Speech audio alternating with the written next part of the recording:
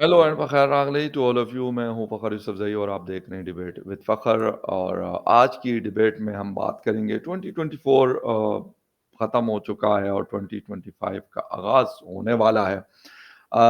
हम हमेशा बात करते हैं इस रीजन की, हिंदुस्तान की भी हम बात करते हैं, पाकिस्तान की भी बात करते हैं, अफ़गानिस्तान, ईरान की भी बात करते हैं, मिडल ईस्ट की भी बात करते हैं।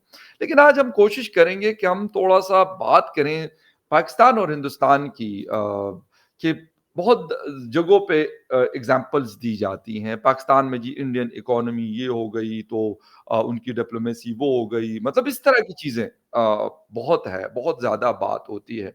अभी एक रिपोर्ट पढ़ रहा था कि फॉरेन रेमिटेंसेस में इंडिया नंबर 4 पे है। 29 बिलियन यूएस डॉलर्स जो लोग उनके मुख्तलिफ दुनिया के कंट्रीज में काम करते हैं, तो उन्होंने अपने मुल्क में ये पैसा भेजा हुआ है। गो कि पाकिस्तान का नंबर भी बुरा नहीं है, बट शायद कुछ और भी बहुत सारी चीज़ें ऐसी हैं कि गालिबन हम उसमें पीछे रहे हैं।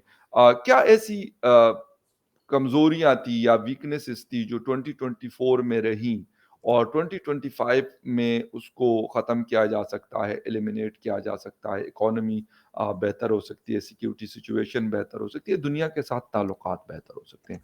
आज इसी पे बात करेंगे और बात करने के लिए हमें जॉइन कर रहे हैं हमारे दोस्त, हमारे भाई, senior analyst from India, doctor Abhishek Mishra साहब। डॉक्टर साहब, once again thank you very much for joining my show. Thank you so much, Fakar bhai. As you said, this is a family show, and it's always a honor for me to be on your show. Thank you so much. Thank you so much for your time. Doctor साहब, directly start करते हैं। 2024 एक कह सकते हैं, मतलब मुश्किल भी रहा अगर हम कहें तो। इस रीजन में इलेक्शंस आपके यहाँ भी हुए, हमारे यहाँ भी हुए, बट हम काफ़ी क्राइसिस का शिकार रहे हैं, इकोनॉमी के लिहाज से भी, सिक्योरिटी सिचुएशन, पॉलिटिकल इंस्टेबिलिटी।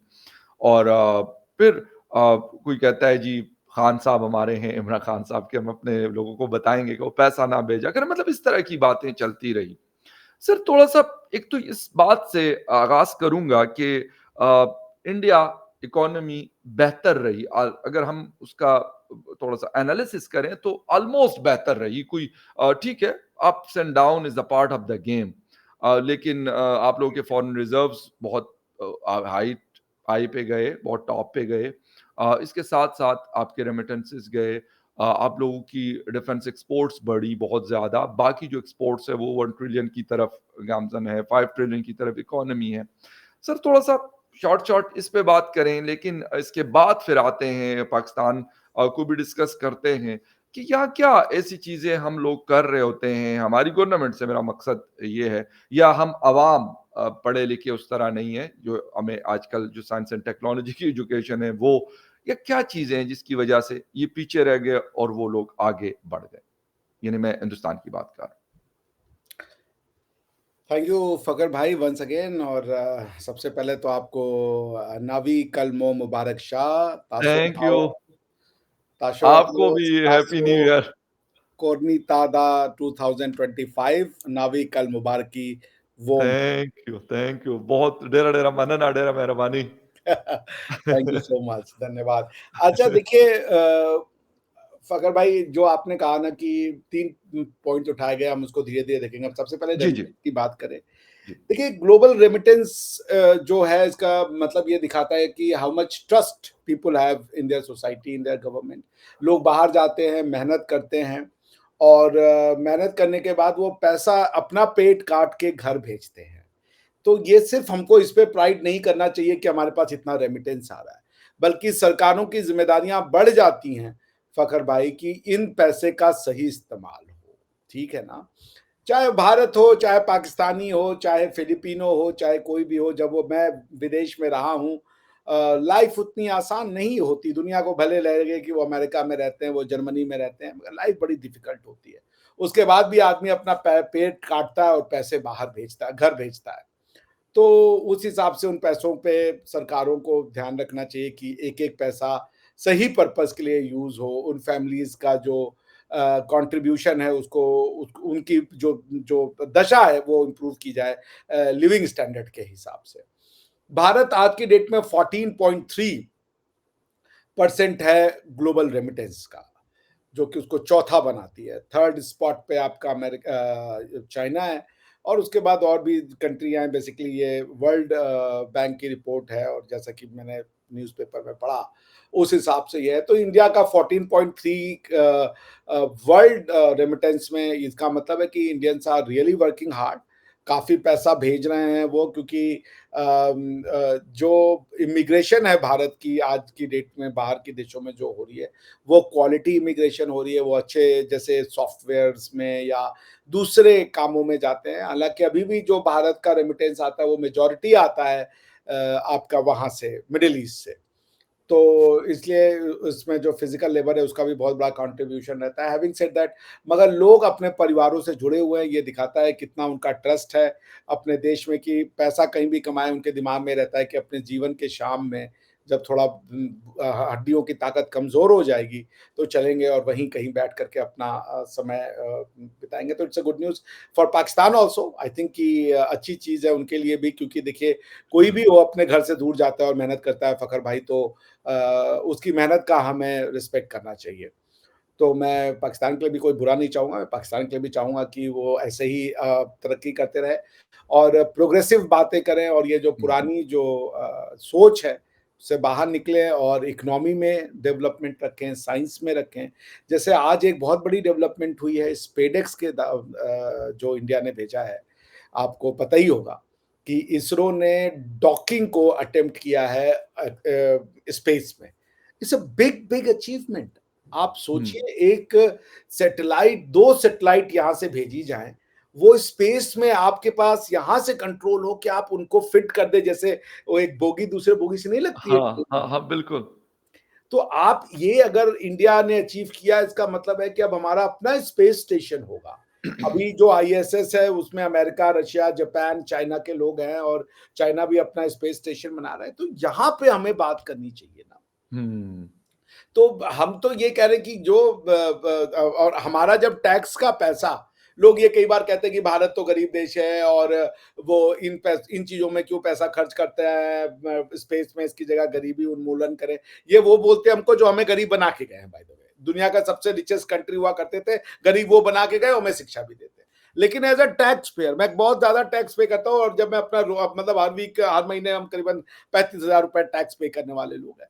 तो मगर जब मैं देखता हूं कि ये स्पेस में जाके और हम डॉकिंग अटेम्प्ट कर रहे हैं, ये इससे हम जो है वो, मतलब आप समझ लीजिए कि एक ऐसी टेक्नोलॉजी को मास्टर करने जा रहे हैं जो ह्यूमैनिटी में आज तक सिर्फ 3 से 4 कंट्रीज ही कर पाएंगे। चौथी हम होंगे, हम ये हुँ। इसके सफल एप्लीकेशन के बाद। आप सोचिए कि ये जो स्पेडेक्स है, फकर भाई मैं थोड़ा डिविएट कर रहा हूं, मगर मुझे लगता जी, है जी। कि थोड़ा नहीं, सा नहीं, आप इस पे बात करें क्योंकि ये बड़ी इम्पोर्टेंट चीज़ें हैं 2024 की और 2025 की, और डेवलपमेंट की हम बात कर रहे हैं, तो ये बिल्कुल ज़रूरी है। और आप ये देखिए फ़खर भाई, आज जो दुनिया में सबसे ताकतवर व्यक्ति है उनमें एक है Elon Musk. Yes. Elon Musk की ताकत का सोर्स क्या है? टेक्नोलॉजी है।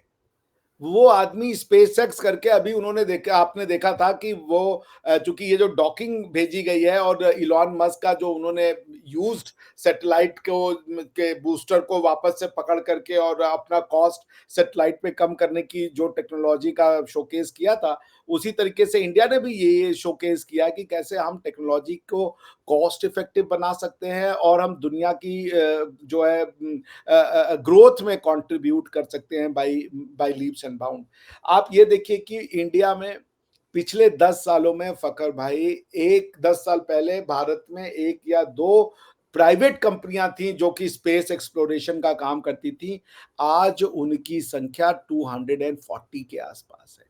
ज़्यादा। 240 ऐसी प्राइवेट कंपनियां हैं, यानी इंडिविजुअल्स हैं, जो कि ये प्रयास कर रहे हैं कि वो स्पेस में जाएं और स्पेस को समझें और उसको मानवता के लिए उपयोग करें। ऐसी एक्सपेक्टेशन है कि कई ऐसे जो मीटियोर्स हैं उनका एक्सप्लोजन इंडिया अर्थ के साथ हो सकता है। मार्स के कॉलोनाइजेशन की बात हो रही है कि आज हम जाकर के मार्स के ऊपर एक लिविंग कंडीशन बना सकते हैं। तो ये ह्यूमैनिटी अब यहाँ की बातें कर रही है। और हुँ। उसमें गवर्नमेंट अकेले, गया ज़माना जब गवर्नमेंट ये सब काम अकेले कर सकती थी। देखिए, ये काम पब्लिक प्राइवेट पार्टनरशिप के बिना असंभव है। सॉवरेनिटी का ज़माना खत्म हो चुका है कि गवर्नमेंट कहे कि भैया हम ही बस करेंगे। अगर गवर्नमेंट इन चीज़ों में आना चाहती है तो उसको जो प्राइवेट सेक्टर के लोग हैं, हमारे आप जैसे लोग हैं, उनका सहायता लेना या उनको अपने साथ रखना बहुत आवश्यक है। उनके बिना काम नहीं हो सकता। तो इसलिए मैं ये पाकिस्तान के लोगों से भी कहूँगा, आज नव वर्ष की पूर्व संध्या है, 2025 शुरू हो जाएगा, कि आप इन चीज़ों में ना डाल करके कि ये उसका है, ये उसका है, ग्रीटिंग मत करो, विश मत करो, इन चीज़ों से ऊपर उठें। मानवता की ओर बात करें, स्पेस में आइए, एक्सप्लोर कीजिए, ह्यूमैनिटी के लिए कुछ करके जाइए, ताकि लोग याद करें कि हाँ भाई, ये कंट्रीब्यूशन है।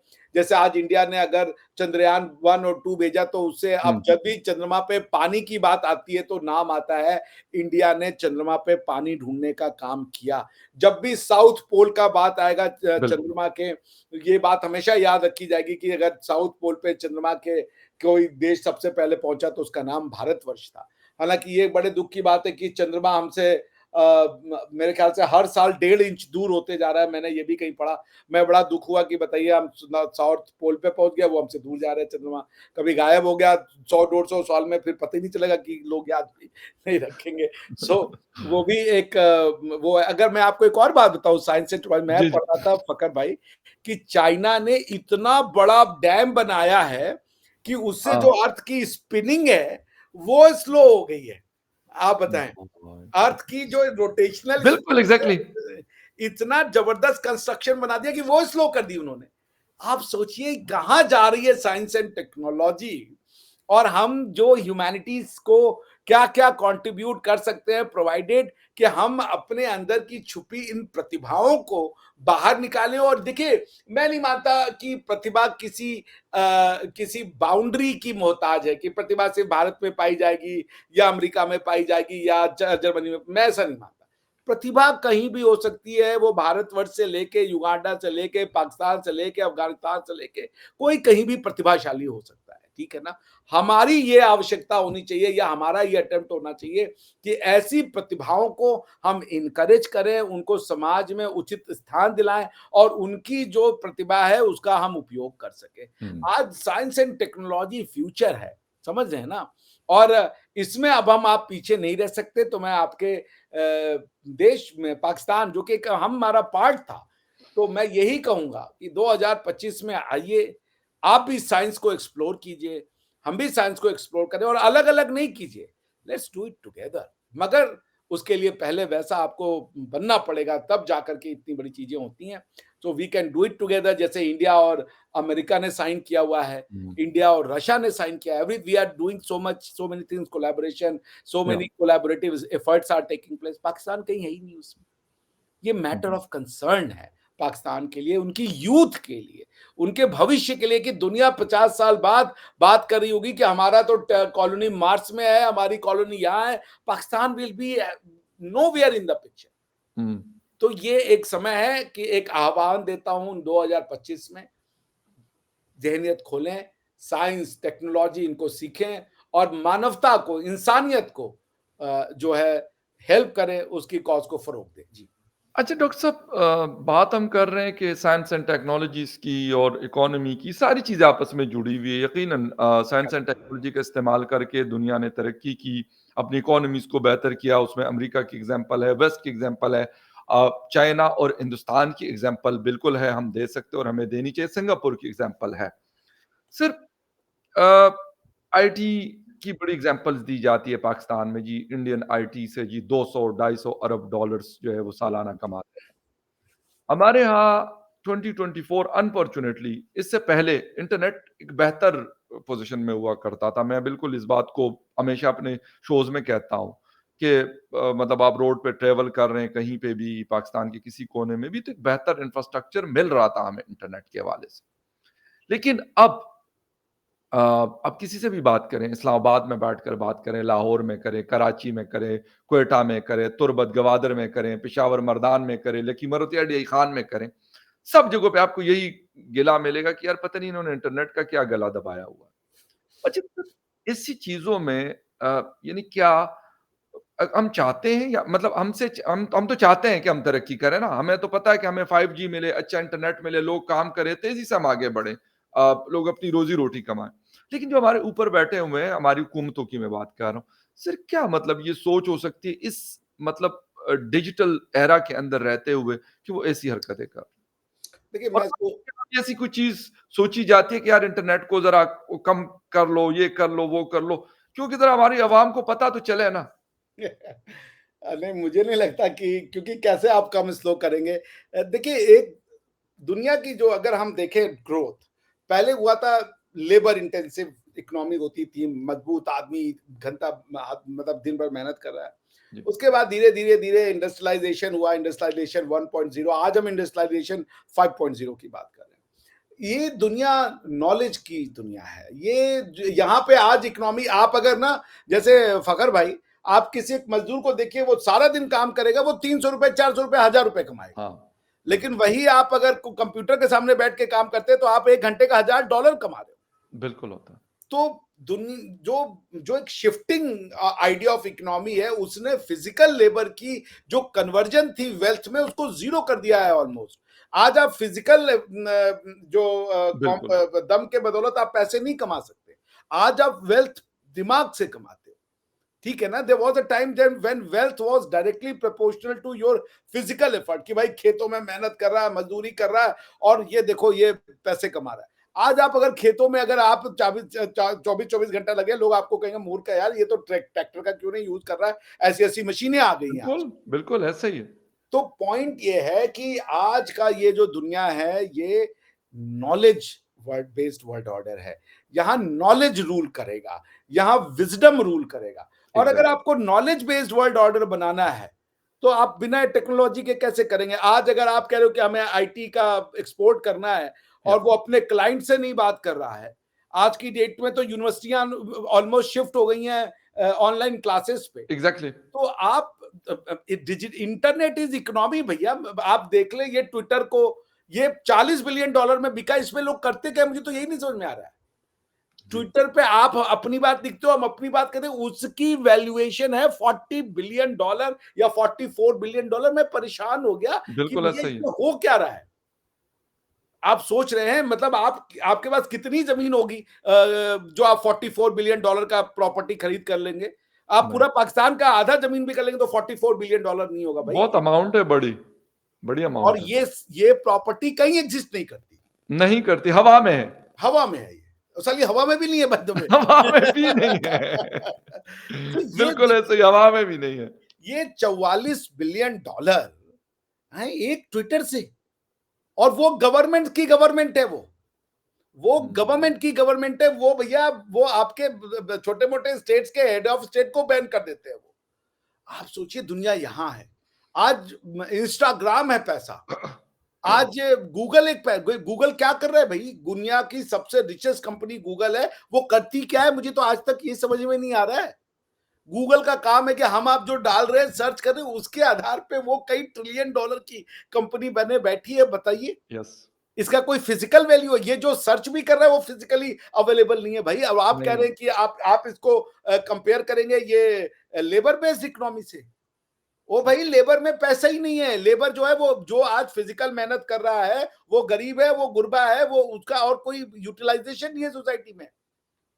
वो काम मशीनें कर रही हैं आप और आपसे बिल्कुल, अच्छा कर रही हैं। हमसे आपसे अच्छा करेंगे मशीनें बिकॉज दे आर और वो थकेंगे भी नहीं। तो पॉइंट ये है कि जब दुनिया में आज डिजिटल इकोनॉमी है भाई। यस, फिजिकल इकोनॉमी का वर्ड ही जा चुका है। आप डिजिटल इकोनॉमी में लोगों को इंटरनेट नहीं देंगे। अरे मैं कह रहा हूं जैसा भी है पाकिस्तान की कुछ जनता कई महिलाएं जो है वो फूड ब्लॉगिंग करके सोशल वो बिल्कुल, करके बच्चे अपना जो है वो यूट्यूब रिएक्शन वीडियो देके पैसे तो कमा रहे हैं।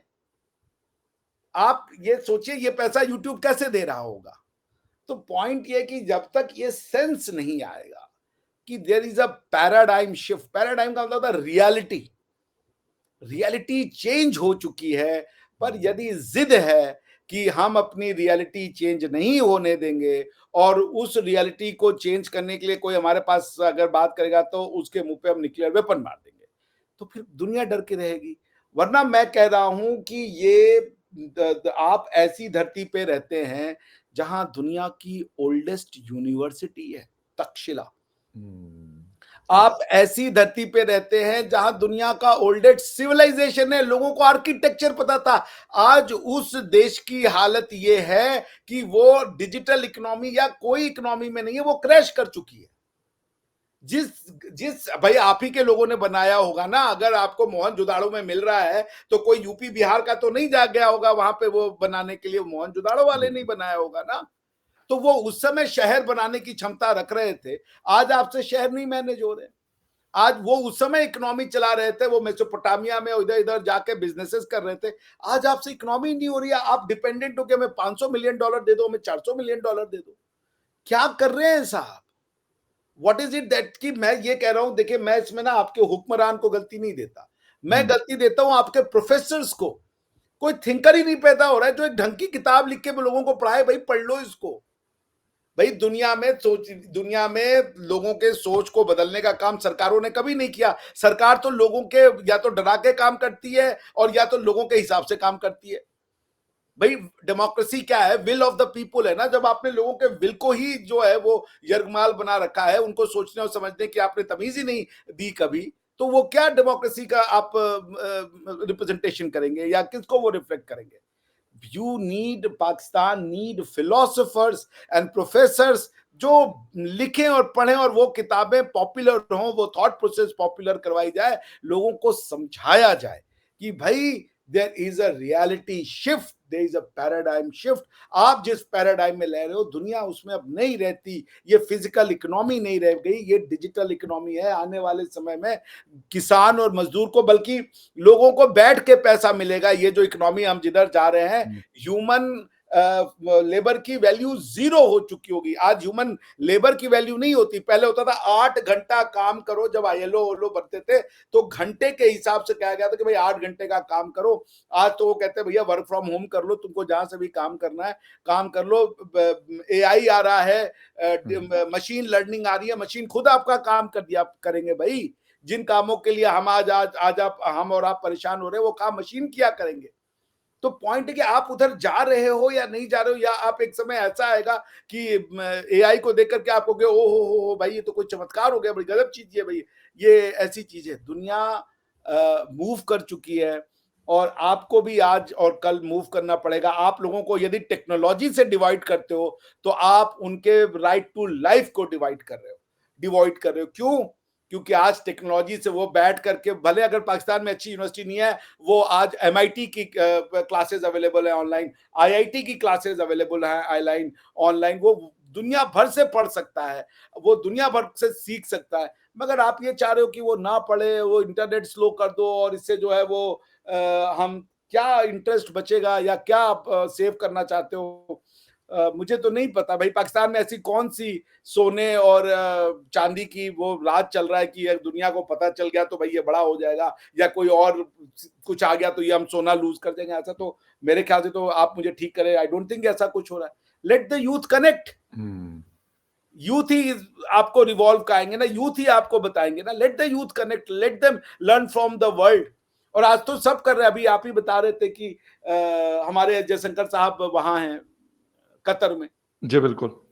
तो बिल्कुल, जयशंकर साहब। सऊदिया क्या कर रहा है, आप देख लें। सऊदी अरेबिया जो है 2034 वो भी डिजिटल, नाउम वो उनकी एक सिटी, वो जो न्योम, बिल्कुल, बिल्कुल, नियोम एग्ज़ैक्टली, जो है वो एग्ज़ैक्टली। नियोम है, कोई कह रहा था उसका नाम है Neo Mohammed, I don't know whether हाँ, ट्रू और नॉट।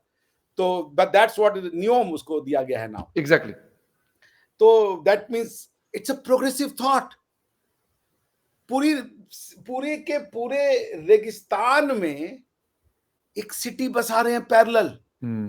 वो ये कह रहे हैं हम ये दुनिया को दिखाएंगे, हम ये वो अगर वो चाहे फखर भाई, तो उनके पास जो ऐसी चीज है ना, वो बैठ के सारी जिंदगी खाएंगे बिल्कुल, यस, पिलग्रिमेज के बदौलत।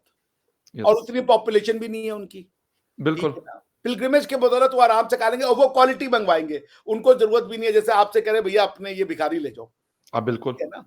वो यस, क्वालिटी, अगर वो मान लीजिए उनके यहाँ क्वालिटी जो है सिर्फ 10 करोड़ लोग भी जा रहे हैं और 10 करोड़ लोग जो है $1000 भी खर्च कर रहे हैं, तो उनका $10,000 करोड़ तो बन रहा है ना, उनको कुछ नहीं बिल्कुल, करना। बिल्कुल, बिल्कुल, कोई बिल्कुल। बहुत ज़्यादा हमारे आप की तरह उनकी पॉपुलेशन भी नहीं है। मेरे ख्याल से अगर मैं गलत नहीं हूँ तो सऊदी अरेबिया की पॉपुलेशन 3-4 करोड़ से ज़्यादा नहीं होगी, अगर नहीं, मैं काफ़ी गलत कम पॉपुलेशन है। 1 करोड़ से कम तो यूएई की है और इनकी सबसे ज़्यादा पॉपुलेशन सऊदी अरेबिया की है।